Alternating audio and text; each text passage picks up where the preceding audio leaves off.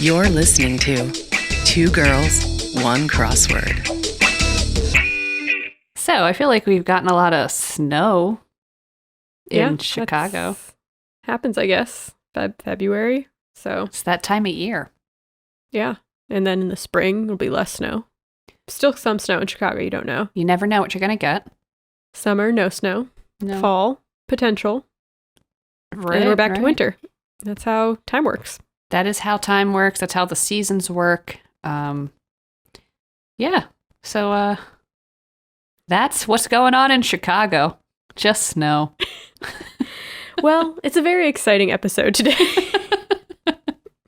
of Two Girls, One Crossword. I'm Grace Topinka, And I'm Chelsea Rowan.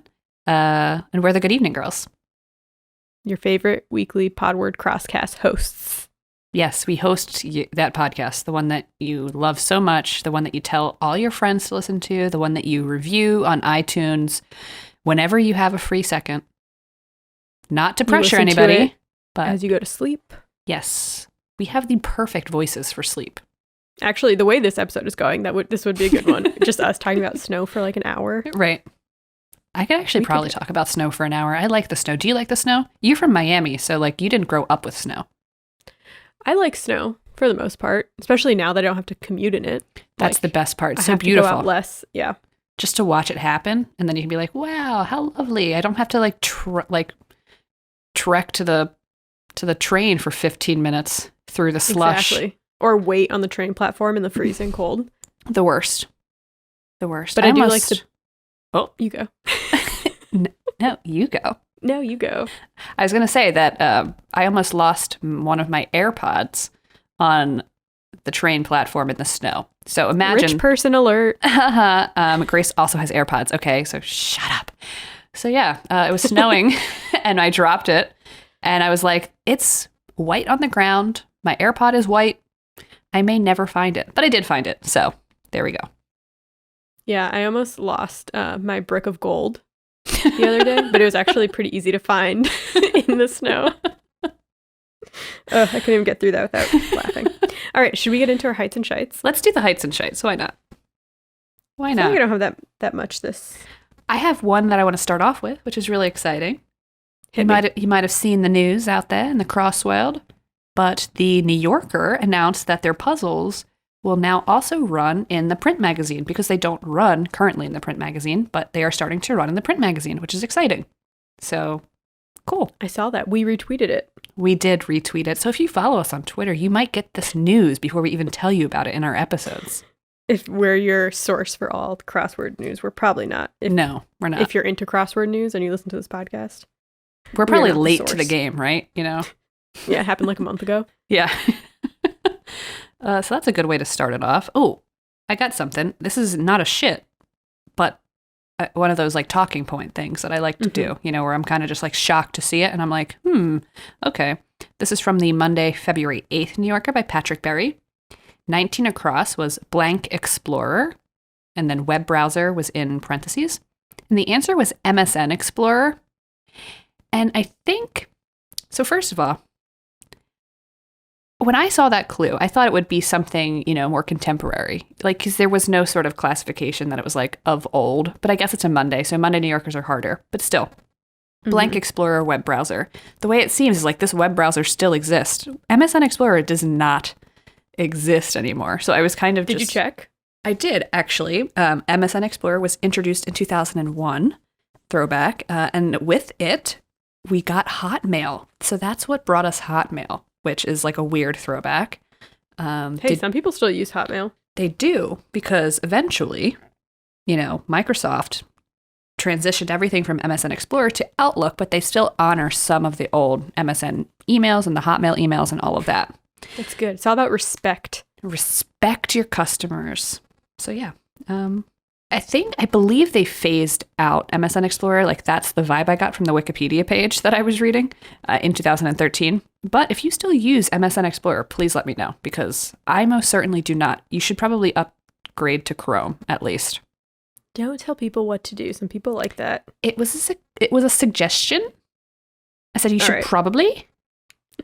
Grace is probably mad because she uses something like Mozilla Firefox. I use Gmail. Thank you very much. I use all of them. Whatever. I'm not getting into this. Okay. I have a couple. Heights and Shites from the Wednesday New York Times puzzle by Kate Hawkins. My shite, it's a light shite, but 7 down, out of its state. I thought it was days because it's 4 letters. Right. It was coma. I'm like, are you out of it in a coma? You're like completely knocked out in a coma, right? I mean, I guess you Maybe technically are out of it, like out of consciousness, but I did feel like it was a little, not insensitive, but I was like one of those like, oh, okay. Yeah, exactly. And then I laughed at the 60 down crop item grown in Chinua Achebe's Things Fall Apart. Because do you remember there was a couple weeks ago, there was that theme where it was like Obvious Book Club and Things Fall Apart was in it. And you were like, which one is that? And I was like, it's the one with the yams, even though it's like an award-winning novel, but the yams are a huge part of it. So that came up. I was like, all right, I feel vindicated. You more definitely than just are. About yams, but it's actually really, not actually, like it's very, very good. Would recommend reading it. But it's one of those things where I haven't read it since college. And to see it in a crossword, I was like, wait. I know this, but I cannot place what the book is. I think it's because I read it in high school, you know, like high school English classes, you have to basically analyze every metaphor, and yams were like a huge metaphor. So I just remember talking about that ad nauseum. Yes, in high school. And just to throw it out there, a yam is not a sweet potato, by the way, for people who might think that. So it's related to it, though. They might be related, but they're definitely not the same thing. And, root vegetable. You know, yeah, just like a potato is the same as a sweet potato, but it's not. You know what I mean? Or like a beet is the same as a potato, but it's not. Well, they look the same. They're grown in the ground. Potatoes do you have and snow. Do you have anything else from that puzzle? No. Okay, I want to jump us back to the Monday New Yorker from Patrick Berry, because there was 2 other things that I really liked from that puzzle. Yeah, okay, go. 32 across. Unfaithful fiance in the cult classic The Room. Lisa. Yes. You're tearing me apart, Lisa. If you haven't seen The Room, check it out. It's freaking weird. Watch that in college. It's like a college thing. You do that in college, right? You just go watch The Room. I don't know. Yeah. It's a rite of passage. It is. But this clue, I learned something new. And I had a moment of pure enjoyment. So here it is. 40 across. Instruments played by over 5,000 audience members in a record-shattering and ear-shattering 2011 Royal Albert Hall performance. And the answer was kazoos. That sounds awful. Sounds awful. And so, of course, I needed to, find the video. And I will share a small section of the video now. This was actually done for charity, but they did break the Guinness World Record of kazoo performances, I guess. I don't know. People are so random in England. I'm just telling you. They got nothing else to do over there. Just kidding. All right. Are you ready? I'm going ready. to try and play this so that Grace can hear it, but I will be cutting the audio into the podcast so it sounds better. Or it doesn't actually sound that good at all. But here we go.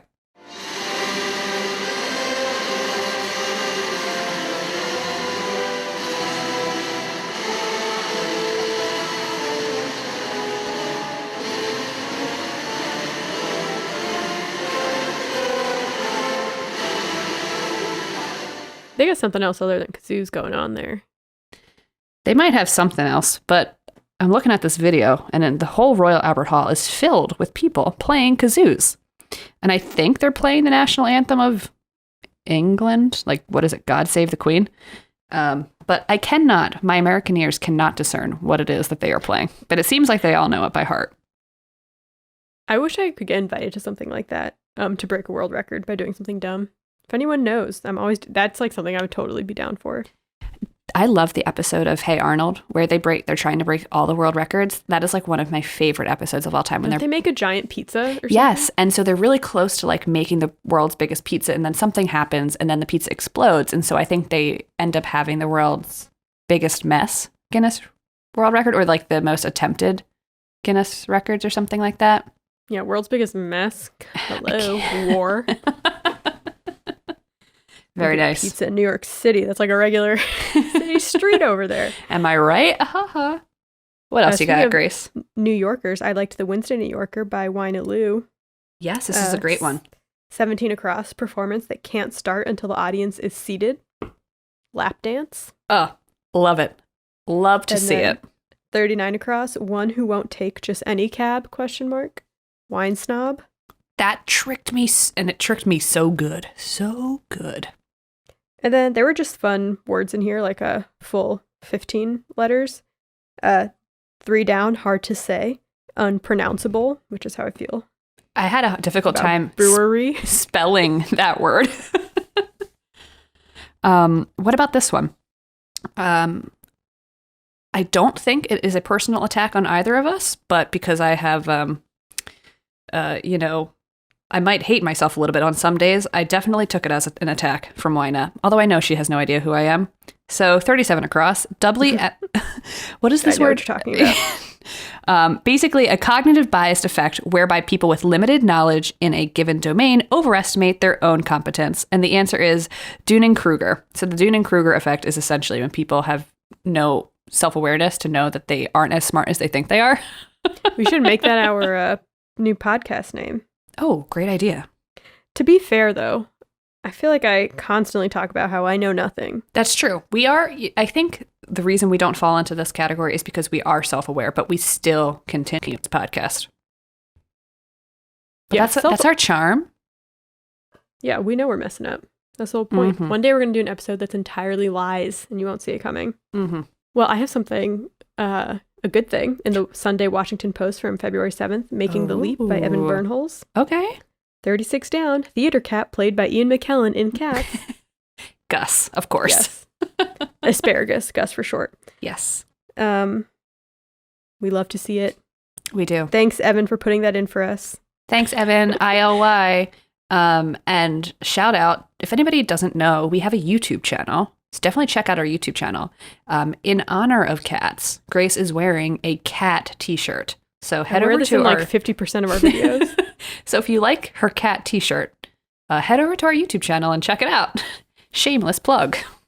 That's what's supposed to get people to come over. I don't know Yes. about that. All right, that's it for me. Okay, that's all I got too. Shall we get into the coin flip? Let's flip. We'll see. Grace I don't is have high not hopes. feeling confident today, folks. All right. I've learned not to build myself up because then it's just a letdown. So I'm going to flip the coin now. The suspense is killing me.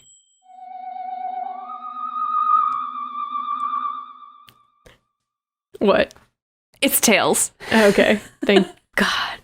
Finally. She can breathe easy now, folks. She's back on top. Back on first. All right. My topic comes from the USA Today crossword on February 10th by Amanda Rafkin. 8 down. Craven of Horror. Oh, Wes Craven.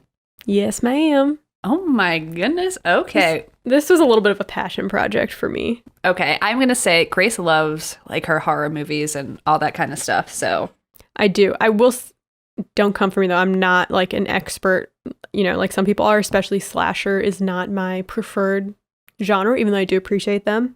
And Wes Craven. But yeah, I'm very excited about this. I hope that other people don't hate this topic. I am sure people are going to love this topic. And if you don't, then too bad.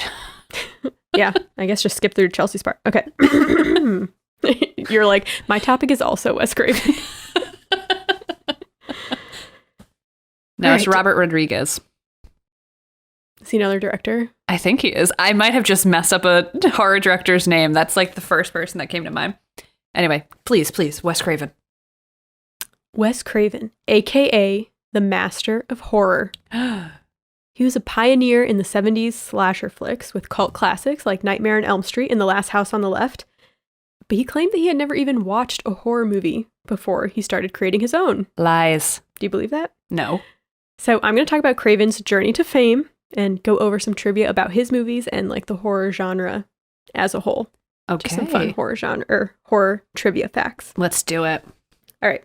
So Wes Craven, he was born in 1939 in a suburb of Cleveland, Ohio. He's a Leo, if you're wondering. Mm. And he was raised in a very strict Baptist family, like fundamentalist Baptist family. Well, and you So- wonder why he went off the deep end there. He actually Like, no, I don't mean deep end. I just meant like... Well, this is why I believe he didn't watch horror movies before. You'll see how he gets into it. So Okay. he was not allowed to watch horror films as a kid. And his dad died when he was only 5 years old. But like the insidiousness of like the suburban life, the so-called wholesome American family is a theme in a lot of his movies. So it all starts to kind of make sense. He got a bachelor's in English and psychology from Wheaton College in our very own Illinois. Yes. And a master's in philosophy from Johns Hopkins University. Smarty pants. So you look at that. He taught English at Westminster College and was a humanities professor at Clarkson University. So, yeah, A dream. That was his first job, was being a college professor. And people said he was a very like calm, cool director. Kind of had that professor vibe, you know? Okay, yeah. He was trying to publish a novel he had read in grad school, but when that didn't work out, he moved to New York and got a job as a messenger at a place that made movies. I guess being a professor wasn't paying him enough. And then he eventually got into like sound editing and other stuff with film. But to make more money, he started working on pornographic films. Okay, nice. He wrote and edited multiple pornos under various pseudonyms, and many people think that he worked on the iconic 70s porn Deep Throat. I love this for him. Did he? He hasn't confirmed or denied, so don't know. Also, he did pass away a couple years ago. Right. He was also making like non-porn short films, and he was like working on his friends' projects and stuff at the time. So one of these friends was Sean Cunningham, who would later go on to make Friday the 13th. And Cunningham was given a small budget to produce a horror movie and asked Craven to write something for him. Okay. And according to an interview Craven did, he told Cunningham that he didn't think he could write horror. And Cunningham told him, quote, "You were raised fundamentalist. Pull that stuff out of your closet." Ooh, nice. So they would go on to make Craven's directorial debut, The Last House on the Left, in 1972. Wow. Cool. So because it had like such a tiny budget, Craven only thought the movie would like play in a couple different theaters, but it ended up getting screened to like a much wider audience. But that movie is like, if you haven't seen it, it is very violent and gruesome. And when he was making it, he was like, no one's going to see this anyway, so I'm just going to like, you know, go crazy. Yeah. Go nuts. It's basically the whole story is about getting revenge on a rapist. And it was, he says it was a commentary on like post-Vietnam War in America and also like that 70s hippie peacefulness. So he wanted to like explore the idea that anyone has a propensity to be violent if they have enough of a reason to be. Ooh, interesting. And that's like one of the most famous classic slasher films of all time, right? Yes, for sure. And it's been remade with that's the girl from Aquamarine. Oh, nice. And that's why Last Podcast on the Left have their name. I assume, yes, that's what that's from. It all comes together. It does. Okay. So a lot of people hated this movie. They walked out of it because it was too much. Roger Ebert was one of the only major critics who liked it and understood what he was trying to do. He gave it a 3.5 out of 4 stars, which is That's decent. huge, yeah. And he said about it, quote, "There's evil in this movie. Not bloody escapism or a thrill a minute, but a fully developed sense of the vicious natures of the killers." Wow.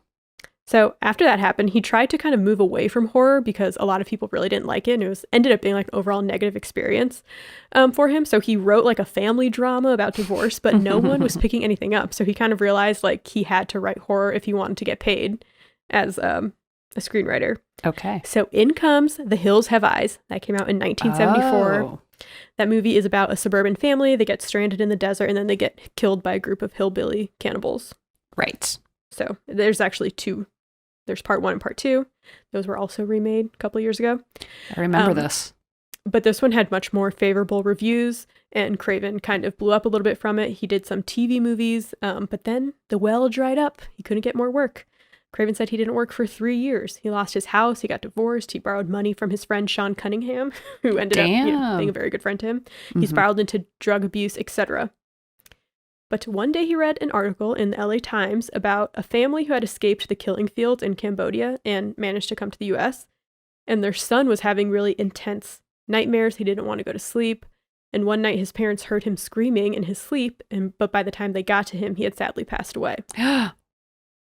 Craven said, quote, "Here was a youngster having a vision of horror that everyone older was denying.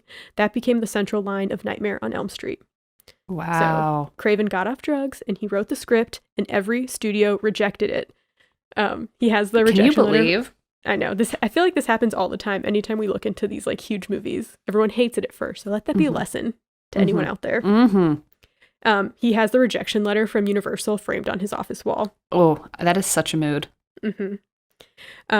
So a small studio called New Line agreed to take it with a budget of $1.1 million.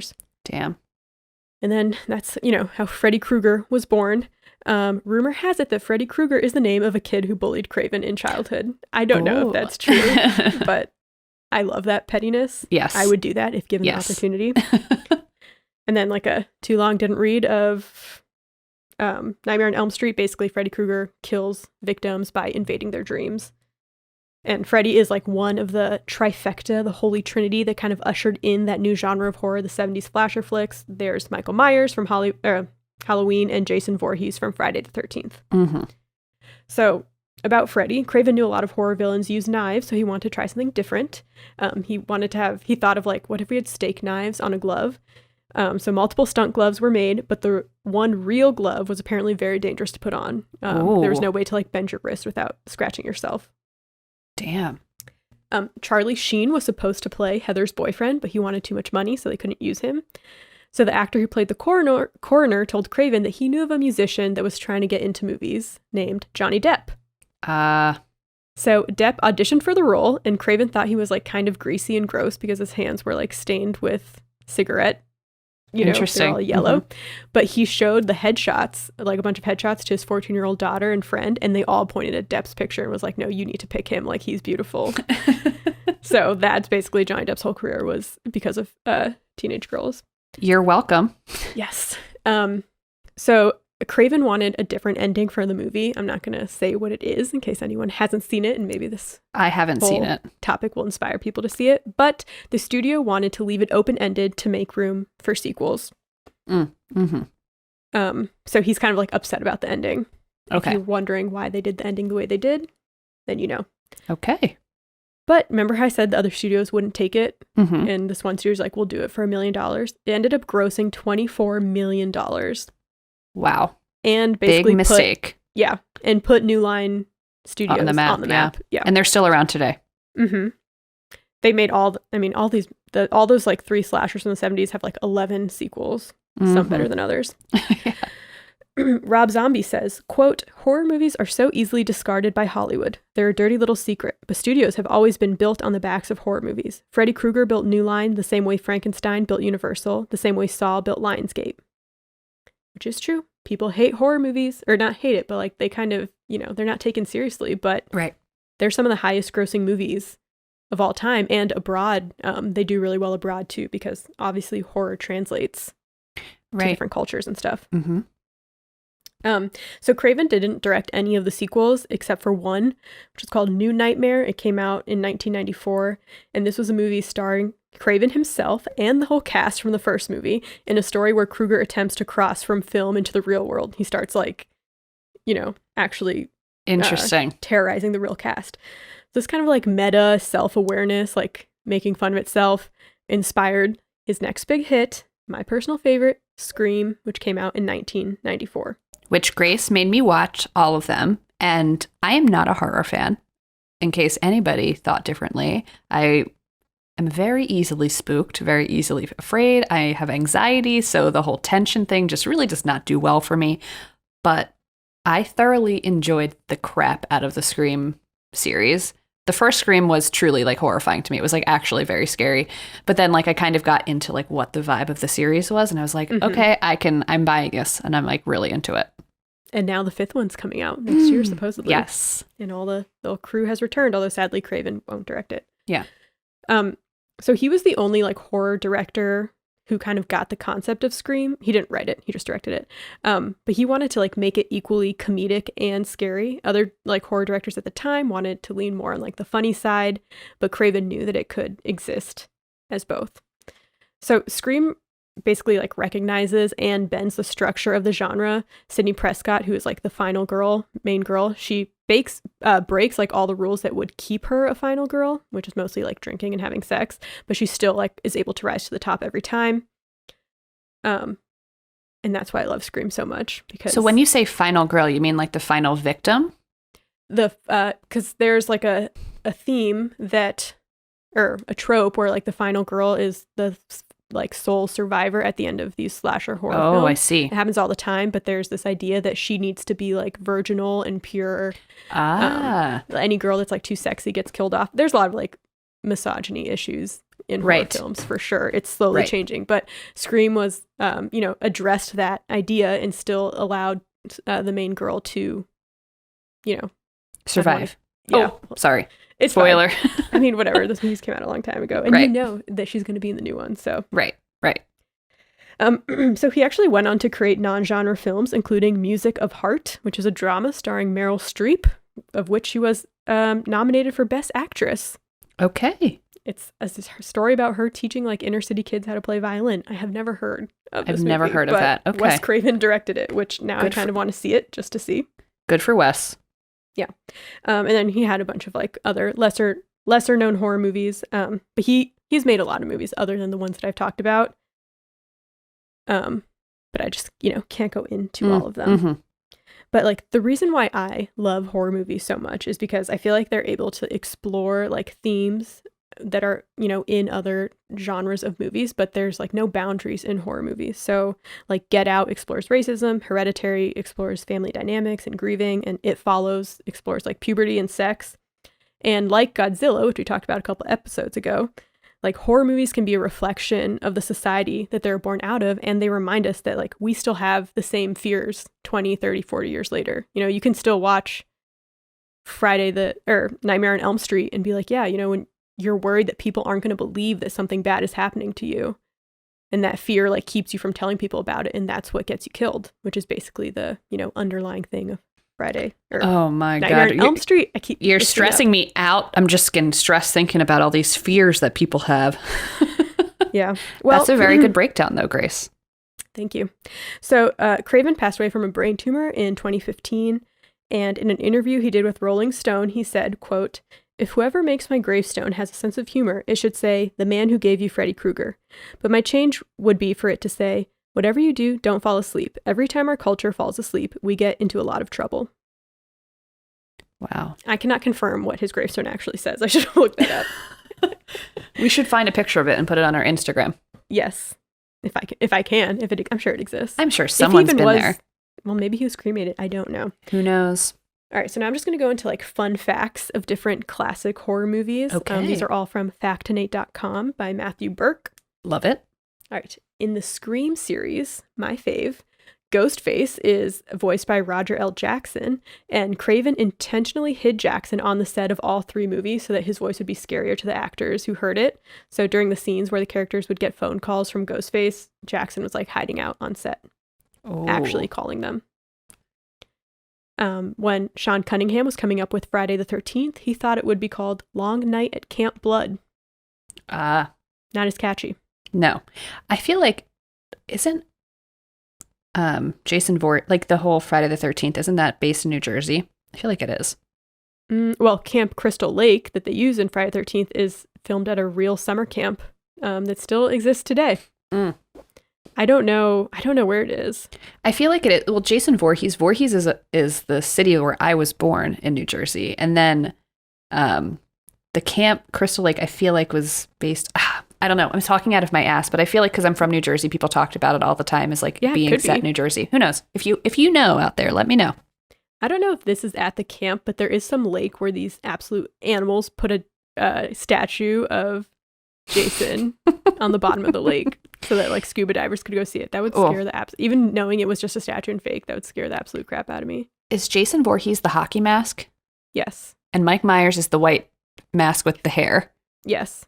And then Freddy is knife like hands. His face is like all scarred up with the striped sweater. Yes, red and green. Because supposedly those colors are like the two most like hard colors to look at. Or something. Okay, interesting. Thanks, Christmas.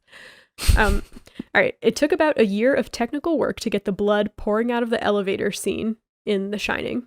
my other favorite. Ooh. But it only took 3 days to film once they were able to like consistently make it happen. It took a year to get that. Wow. John Carpenter hid many homages to Alfred Hitchcock's Psycho in Halloween. He even cast Jamie Lee Curtis, the daughter of Psycho star Janet Leigh, as the lead in Halloween. I did not know that. I didn't know that. Wow, that seems so obvious now that you've said it, but... Yeah. By the way, shout out to Jamie Lee Curtis. She came back and she did the Halloween movie that came out like a couple years ago, reprised her role, and she was amazing in it. Ooh. Still a scream queen. Love Still it. a badass. John Carpenter and Deborah Hill wrote the entire script of Halloween in 10 days. So feel bad about that, everyone. The high school janitor in Scream is named Fred and wears a green and red sweater as a nod to Freddy Krueger, and he's played by Wes Craven himself. So that is him. You know my face blindness. I can't. That's amazing. We should watch it again so I can look at him. Look him in the eye. Blair Witch Project, my other fave. Truly. The project only took 8 days to shoot. If this is like the found footage one where they're like lost in the woods. The actors were led by GPS trackers to plastic canisters hidden in the woods, and the canisters contained the direction their character was going on that day, but they weren't supposed to share it with each other. So they had no idea what was going on. That's so interesting. Yeah. That's also why scary. Like that's why the movie is so intense, because it feels so real. Probably because the actors were like, what the hell is going on? Right. Oh my God. The original Saw film only took 18 days to film due to its limited use of sets. That's another reason why horror movies have really low budgets, because they can all take place in a house. Right. I don't like the Saw films, but a big reason why I don't like the Saw films, I mean, I don't like gore stuff, whatever, but when I was in 7th or 8th grade, me and my friend met 2 kids at the mall that we really thought were really cute. This is like such a millennial like romance story. And they really wanted to go see Saw, and neither me and my friend wanted to see it, but they were like, let's just sneak in. Like, we'll sneak in and then we'll like sneak you guys in. And we were like, okay. It's rated R, right? Right. And we're like, okay. And we were so afraid to sneak into the movie theater that we bought our own tickets and met them in halfway through the movie. And it was truly so traumatizing. Yeah, that one has multiple layers to it. I'm not super into those gory films, but they don't really scare me that much. I just don't enjoy watching them as much as like psychological thrillers. The roller coaster scene in Final Destination 3, the actors had to ride the roller coaster 26 times. Oh, no. A lot of people know this, but Psycho was the first film, or the first time a flushing toilet was shown on screen. Mm-hmm. Thanks for that. In The Ring, in order to make Samara's walk even creepier, they shot the actor walking backward and then reversed it. Have you seen The Ring? With the TV, she comes out of the... No, sorry, what's the other one? Okay, these movies came out so long ago. Oh, I saw White Noise. That's the one I... that has, I don't know what that is. That also has a TV in it. In Nosferatu, who we have brought up multiple times on the podcast for no reason other than he's in that one SpongeBob episode. Max Schreck, the actor who plays Count Orlok, only blinked once in the entire hour and 34-minute film. Ah, interesting. I actually like that version of Dracula. I'm sure you do. Do you know the first horror film to ever be nominated for Best Picture? It's good trivia. No. The Exorcist. Ah, makes sense. Everyone seems to like that one. Got 10 nominations, and it won 3 of them. Good for it.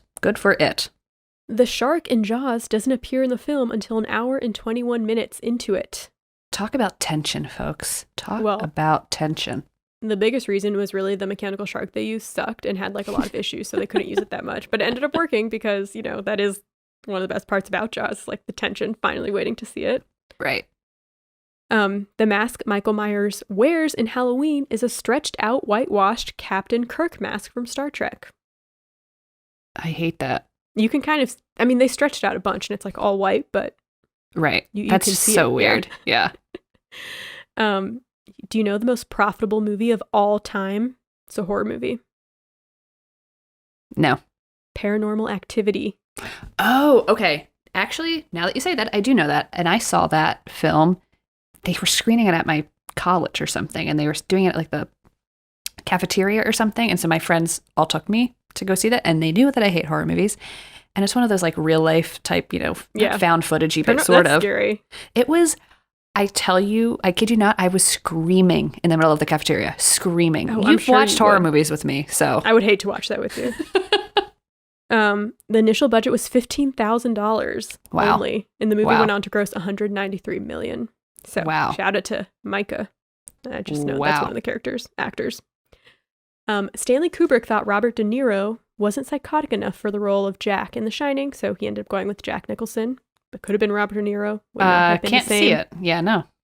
Speaking of Jack Nicholson, he was once considered for the role of Hannibal Lecter in Silence of the Lambs, which eventually went to Anthony Hopkins, which I feel like is a much better fit. Agreed. The vomit used in The Exorcist was pea soup, which is why it's disgusting. The robe Ghostface wears in Scream was originally supposed to be white to better show like blood and gore, but Wes Craven thought that it would look too much like the KKK robes, Ooh. so he changed it to black. Very good Thank point. you for Very that. good point, Wes. And then my final bit of trivia is that in the original Night of the Living Dead, the black and white movie, Bosco chocolate syrup was used as blood because it's in black and white, and the chocolate syrup has a similar appearance to blood in black and white screens. And they did the same thing in Psycho. Yes. Very nice. Wow. This does not make me want to watch horror movies. And that's a It fact. doesn't. No. This is what I don't get. Horror movies obviously are some of the most successful movies ever, and yet I do have a couple friends who like to watch them, but I feel like most people hate watching them. That's like all I ever want to watch. It's like, hello, where are all these people who are getting these box office hits? I wish that I liked horror movies because I feel like I have a lot of friends that like horror movies or like, engaging in horror content. Like Grace and I do like to play video games together, and some of the games we played have been horror games. And Mhm. I'm just, She's my not built anxiety for it. is too much anxiety. You don't want to play horror games with me because I can be really annoying. It makes it scarier because she screams out loud and like jumps, and that scares me more than what's actually going on the screen. And I feel guilty sometimes, like when Grace is like, let's watch this movie or let's play this game or whatever. And I'm like, I want to spend time with you and I want to, engage in the things that you like, but I will be annoying throughout this entire process. Well, I'm going to make you play the Blair Witch video game with me, whether you like it or not. You can just watch me play it. I'll probably, do something to relax and then just watch you play it. All right, that works for me. Very well. That's all I got for you. I love it. Thanks, Wes, for his contributions to both porn and horror. We love Deep Throat, and we love Nightmare on Elm Street. Big Thank you very fans of much. Deep Throat over here. So then we're on to my topic. Very natural segue there. Thank you. Okay. My topic comes from the Tuesday New York Times from the 9th, and it is by Colin Ernst, 35 down. Uprights at Stonehenge, for example. And the answer is monoliths.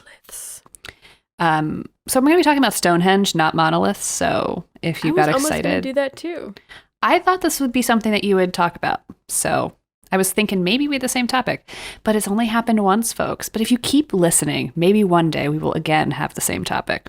Once So, every 100 episodes. yes, that's all we can promise. Okay, so yes, I'm talking about Stonehenge today. First, I want to start off with a definition of monoliths because the clue suggests that the upright stones at Stonehenge are monoliths. So, according to Google, a monolith is a large, single, upright block of stone, especially one shaped into or serving as a pillar or monument. So you got lots of these upright standing stones at Stonehenge. Very well. So like when you think of Stonehenge, that image that comes to mind are those like really tall stones, right? Mm-hmm. And Stonehenge is one of the most famous, if not the most famous, monolith in the Western world. It's located in Salisbury, Wiltshire, England.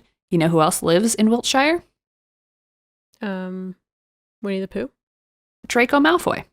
Oh. Fun fact. Anyway, don't know if Draco ever visited Stonehenge, but maybe he did. Probably. We could just assume. We can just assume. It's canon. Canon. Okay, so the name Stonehenge comes from Saxon, and it means something sort of like stones supported in the air. Okay? Mhm. And it took Neolithic builders approximately 1,500 years to erect, and it was built in stages. So it wasn't like one day you got like this tribe of Neolithic builders and they're like, we're going to build this incredible monument in like 100 days. Stonehenge wasn't built in a day, people. It was not. It was built in 365 days times 1,500. Okay. That's a long time. It's a long time. It was to built work in on stages. one project. Yeah. Yeah. Well, we've seen this happen before, right? Like, what was it? The Leaning Tower of Pisa. We talked about that, and they built the Leaning Tower of Pisa, and it took them 300 something years to get the damn thing finished. Because things come up, okay? And sometimes you just can't. You have other things to do. You can't just be commit. playing with your monoliths all day. Even if you want to, you cannot. There have been other things that come up: wars, famines, migrations. You know, the normal things from the Neolithic periods. Anyway, so Stonehenge is comprised of roughly 100 massive upright stones placed in a circular layout, and it's not just the standing stones. So like when you think of Stonehenge, you think of those standing stones, but Stonehenge is actually like a huge, like what would you call it? Like a monument complex. And we're going to talk about the layout in a bit. The next most important question before we get into the topic is, have you been to Stonehenge? Yes, I have. I know you have. Did you like visiting Stonehenge? It was a little underwhelming, actually, I have to admit. Interesting. I mean, it's really like in the middle of nowhere. Back in the day, you used to be able to actually walk in the stones, but then stones were, as like in the 70s when there were no rules, and then stones started falling on people. They were like, oh, maybe we should actually like preserve this and not let people just rub their grubby hands all over everything. Right. People were graffitiing the rocks. Like, it was a whole thing. Yeah. I mean, it was interesting for sure. Right. Lots of crows there. That was like the craziest part. Interesting. And yes, the there are crows, lots of birds. They knew all the people who worked there, and they would like look to see like what worker was coming down the bus to Stonehenge, because some of them brought food, and they would like know which ones had snacks, and then they would, like stalk them and make sure that they got snacks. I remember the story. Yes, that is true. Wild. I feel like it'd be interesting to visit Stonehenge after, doing this research, because I visited Stonehenge back when I was in high school. It was and maybe were too 16. Cool for everything. I was really impressed. I think the most impressive part was just how big the stones are. Like truly, like they're so big. And I don't know. It's like standing next to a really large stone and just looking at it and you're like, how did this get here? It's just impressive. That was the craziest part. Yeah, I was like, how did this happen? Of course I'm sure you'll get into that. And there is like a museum there too that kind of explains everything, but. Right. Okay. So we both been to Stonehenge. We both been there. We both been queer, it's fun. It's perfectly fun. That doesn't rhyme. It doesn't matter. This is our podcast. We can do what we want. Okay. So now we're going to talk about the history of Stonehenge. And to do that, we have to go back in time before Stonehenge as we know it even existed. So the earliest known structures that have been found in this area, the area of Stonehenge, are from the Mesolithic period, which is basically 8,500 to 7,000 BCE. Okay. And the structures that were found here were 4 or 5 pits, 3 of which like held large pine totem pole like post things. But it's not known whether or not these structures had anything to do with Stonehenge. And just for context, in terms of like the layout of England, most of southern England at the time was covered in forest, right? But because of the chalk in the area of Stonehenge, the area was unusually open, and it's thought that this contributed to this particular area becoming a site of an early Neolithic monument. Like the people didn't have to clear anything away for them to like have this construction. It was just easier to do there. Okay, I can dig that. That makes sense. So let's fast forward a bit. Now we're in about 3000 BCE. This is when the first major construction event happened on the Salisbury Plain, which is where Stonehenge is located. The major construction event was essentially a construction of a large circular ditch with an inner and outer bank. And the circular ditch enclosed an area of about 100 meters in diameter, which is approximately 328 feet. And so it's hard to, wrap your head around how big 328 feet is in terms of a diameter, but it's massive. It's huge. And this is we're going to talk a little bit about like how Stonehenge is laid out, but I just want to reiterate to everybody here how massive this this monumental complex is, because it's not just the stones that everyone, you Google Stonehenge and they come up. It's much bigger than that. Mm-hmm. So within this huge circular ditch were probably some sort of wooden structures. Like that was the initial thing that was built there. And there were also these 56 little pits that they found. And these pits became known as Aubry Holes. And they were thought for a long time to just hold wooden posts, but they think it's possible that they also held stone posts at some point in time as well. And around the Aubry Holes, people would bury cremations. 64 cremations have been found, and maybe more than 150 people were buried there. And it makes it the largest late Neolithic cemetery in Britain. Ooh. Which is kind of interesting, right? Mm-hmm. Okay, so now I need to share a document with Grace so that she can have, any idea of what the hell I'm about to talk about. It's kind of difficult to understand what Stonehenge looks like unless you can look at it from above. Hello, I've been there. So I'm sending her a document. I know. It was like 2 years ago. I'm sharing with her a plan of Stonehenge, and I'm going to try to remember to share this with you all on Twitter. So as you can probably see from this plan, right in the center is where the standing stones are. Mm-hmm. And the outer circle, that gray circle, that's the pit that was dug. So you can just see how massive it is. Those stones are massive. And to think this huge circular ditch was, the first thing that was built. And it's built so hugely around the actual standing stones that exist today. I just thought that was a really interesting size. I don't know. It's much bigger than what you know as Stonehenge. Right, it is. Okay, so that was in 3000 BCE. Now we're in 2500 BCE. And this is when we first get the construction of the actual stones. So the stones that you know from Stonehenge were erected in around 2500 BCE. And there are two types of stones used within the monuments. The larger stones are called sarsons, which are a type of sandstone, and the smaller are called bluestones, which are a dolerite. The Sarson Stones were erected in two arrangements, an inner horseshoe and an outer circle. So in that plan I sent you, Grace, the red stones are the Sarson Stones. Mm-hmm. Okay? There are approximately 50 Sarson Stones still standing, and it's estimated many more used to stand on the site. And then the blue stones are set up between the Sarson Stones in a double horseshoe.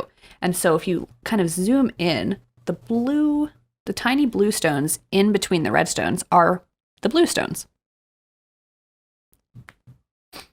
And originally there were 80 of these blue stones, and only 43 exist today.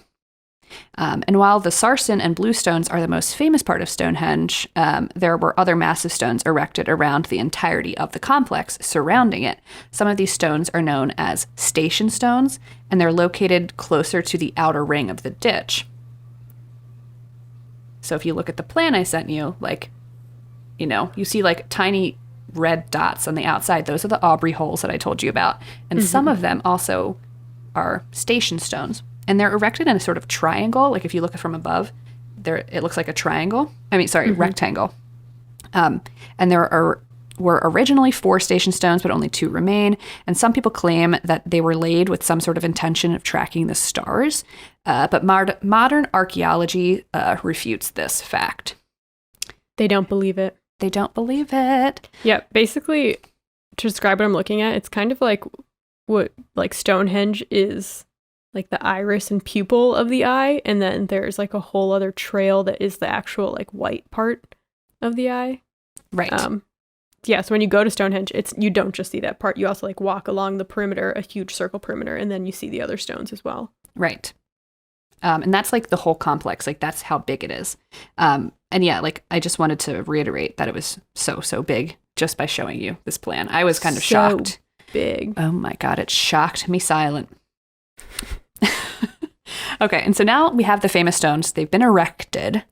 After that, then there was an earthwork avenue that was built connecting Stonehenge to a river that was close by, the river Avon. Okay, and in terms of British archaeology, an avenue is, and this is from Wikipedia, one parallel-sided strip of land measuring up to about 30 meters in width, which is 98 feet, open at either end with edge marked by wood or stone alignments and or low earth banks and ditches. So on those plans that I showed you, Grace, you see that like little piece that kind of juts off to like the northeast? Mm-hmm. That's the avenue that from above, you can see it. It's like in the earth, but like once you're standing in the middle of it, you might completely miss it. But that avenue goes from Stonehenge all the way to the River Avon, which is kind of crazy to think about. Yeah. So like these earthwork things, like I said, you can't really see them while you're standing there. But if you have like a bird's eye camera or you're like looking from a helicopter, or if you can fly, then you'll be able to see them. Yeah. Hover over. Yeah. Another thing that I found interesting during the Bronze Age, which is approximately 3000 BCE to 1200 BCE, one of the greatest concentrations of round barrows in Britain were built in the area around Stonehenge. So barrows, also known as tumulus or tumuli, are mounds of earth and stone raised over like a single grave or multiple graves. And so there's like the most barrows were ever built in the Bronze Age around Stonehenge, which is kind of interesting. And many of these graves seem to have been deliberately placed on hilltops visible from Stonehenge. Well, Stonehenge is like kind of a, what's it called? A burial ground. Yeah. So that makes sense that people would bury people around be buried there, right? And I'm going to show you, I'm sending you an image of these barrows because it's really cool. And this is another one of those things that might just look like a hill if you were to like be walking on the grounds, but from above they're very deliberately placed. And they look super alien in a way. Oh yeah, I could see why people would think that's alien looking. It kind of looks like crop circles in a way, but like raised crop circles. Yeah, that looks kind of cool. It's very cool. And the picture I sent her is from the Normanton Down Barrows, and they lie on the crest of a low ridge just to the south of Stonehenge, which is kind of interesting. So let's come to like the 21st century. Let's move away from, its erection. Wow, okay? Warp speed. Very much so. So from about the Middle Ages and onward, Stonehenge was privately owned. Like basically someone just owned the land where Stonehenge sat. And so basically someone owned it, which fine. That's how that works. That's how that works. That's how money works. And by the late 1800s is when we started seeing an increased public interest in the stone monument, mainly due to the introduction of new roads and railways. So basically it was easier to travel to, right? Some farmer was like, dude, I got these stones on one of my acres. Let's bust people over here, charge them $50. Well, it's funny you should say that because the owner of the land was some guy named Sir Edmund Antrobus, and he was not interested in the stones. He wasn't interested in preserving them. He wasn't interested in selling the land back to the government. He didn't care, okay? But, at the time, it was approximately 1880. And some of the stones were in dire need of like structural support and preservation because they were like basically being held up by wood posts because they were like going to fall over. And then in 1900, the outer Sarson Stone fell and had to be re-erected in 1901, paid for by none other than Sir Edmund Antrobus, who was not interested in like preserving these stones, right? He was like, these dang monoliths keep falling over. He's like, I can't get rid of them, but no one's coming out here to lug these. I'm just assuming he's a farmer because it isn't a very like rural area, but maybe not. He probably inherited the land. He's like, God damn it, I can't believe that I've inherited these standing stones. And he's like an old white guy and his chin just jiggles a lot. They've been nothing but trouble for me. Trouble for me. That's how I think all old, rich, white British people sound. Anyway, so yeah, the outer Sarson Stone fell. Antrobus was like, fine, I'll pay for it. But the incident of it falling prompted an even more increased interest in preserving and like restoring Stonehenge. And so Antrobus's son was like, actually, I've got a better idea. You know what I'm going to do? I'm going to put a fence around it. And then all these people that keep coming over here and telling us like what to do with our land, I'm going to start charging them to see the stones. And that was the first time that anybody had charged anyone to see Stonehenge. Yep. And then around that same time, the area was also being used by the British military for like training facilities. And in 1915, the Antrobus heir who set up the fence and started charging people, he was killed, sadly, in World War I. And so the Antrobus family was like, enough. I've had enough of these goddamn stones. And they finally were like, I'm putting this monument up for auction. They literally just like put it up for sale. Okay. And it was purchased. Does anyone want to buy this ancient monument? I guess things just were not regulated back then at all. Stonehenge was purchased by a guy named Cecil Chubb for £6,600. Wow, what a deal. I mean, it was a long time ago, but still. What a deal, what a steal. He got it. He made in and he made out. And that's how you get a monument, folks. Can't do that these days. You can't. Anyway. Millennials are too lazy to buy monuments. If they would just stop buying their $5 Starbucks coffee, then maybe they could buy Stonehenge too. You're not You heard it here first. Okay, so Cecil Chubb now owns Stonehenge. But there's a lot of pressure around owning Stonehenge. You know, one of them is being the upkeep, right? And also the pressure from the, people. They were like, we really think that this should be like a national monument. And so in 1918... pesky archaeologists. Yeah, right? In 1918, Cecil gifted the monument to Great Britain, for which he was knighted. And then the British government was now responsible for its restoration, which they did. And in 1986, Stonehenge was added to the UNESCO Register of World Heritage Sites, and Stonehenge draws more than 800,000 tourists a year. Wow. Cool. But this brings us, my friends, to the most important questions around Stonehenge. What is the meaning of Stonehenge? What is the purpose?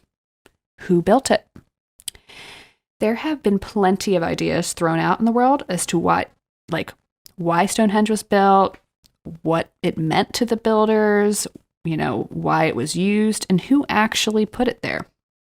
We're going to start with this guy, Geoffrey of Monmouth. He wrote The History of the Kings of Britain, which is an insanely important piece of work in British literature, as it was what popularized the idea of King Arthur, okay? And up until the Middle Ages, people actually took this work as to be factually correct, okay? And it was, in the Middle Ages where they started realizing, oh, this isn't actually fact. Anyway, so Geoffrey of Monmouth, he actually said that it was Merlin who put the monument there. Okay, so believe that if you will. And then in the 17th century, there's an archaeologist named John Aubry, which is what those little pits were named after. If you remember the Aubry Holes that I talked about, he found them. Anyway, so Aubry claimed that Stonehenge was the work of the Celtic high priests known as the Druids. Ooh, kind of sexy, right? But they carbon dated the shit out of this place, right? And it tells us that Stonehenge actually existed more than 1,000 years before the Celts were in the area. Cannot be the Celts then. So it wasn't the Druids. Okay. And then, of course, you have the people who believe it was the work of aliens or a race of reptilian people who live in the earth. But I hate to be the bearer of bad news. Archaeologists, I know, I always bring bad news. Archaeologists and historians now agree that it was the work of several different tribes that lived in the area at the time that built Stonehenge. And, Stonehenge was built in phases. And so each phase was kind of fronted by a different tribe. And then that tribe would either move on or die out. And another tribe would show up and be like, oh, look at this thing. Like, let's, spruce it up a bit, grab your brooms and dust it off. That kind of thing. Okay, fine. So the reptilians didn't build Stonehenge, but what does it mean? Again, lots of theories, okay? But the modern consensus is that Stonehenge was used as a burial ground. And while there are many other additional purposes, that's the main one. So other potential purposes that are thrown out. It could be like a ceremonial site, a religious pilgrimage destination, a memorial, a place to spiritually connect to your ancestors, an astrological calendar, a place of healing. The list goes on. But how did they build it? That's the real question. I think one of the most popular myths that we learn about in school or, from those crappy history, quote unquote, programs on television is that scientists and archaeologists have no idea how Stonehenge got where it is. Yeah, they spell it out there pretty clearly when you go and look at the museum. Right. So yeah, like basically, like how is it possible that any civilization that didn't even have a wheel, how could they possibly build this huge monument? So let's start with the Sarson Stones, right? Those are the big boy stones, the tall ones, right? Okay, the largest Sarson Stone on the complex weighs more than 40 tons and is 24 feet tall.